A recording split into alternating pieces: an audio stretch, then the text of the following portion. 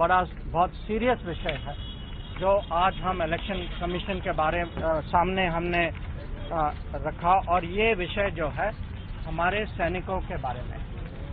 कुछ दिन पहले राहुल गांधी जी ने कहा कि नरेंद्र मोदी ने दो तरह के सैनिक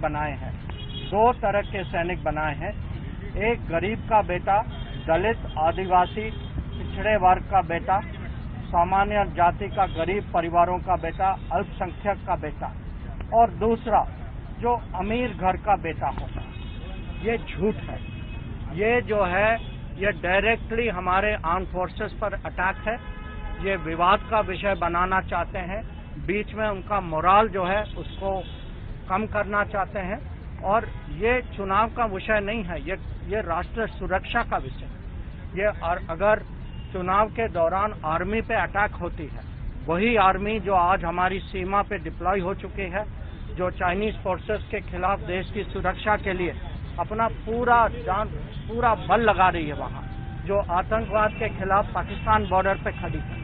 अगर आप उस समय उनको ऐसे अटैक करते हैं, बिना कारण के अटैक करते हैं, झूठ फैला के अटैक करते हैं, और ऐसी चीजें कहते हैं कि अगर इन लोगों का ये शहीद भी हो जाए तो भारत सरकार इनके लिए कुछ नहीं करेगी। तो ये हम बहुत इसको सीरियसली मानते हैं, और हमारा अर्ज है इलेक्शन कमीशन को कि इसके बारे में बहुत स्ट्रिक्ट एक्शन लें।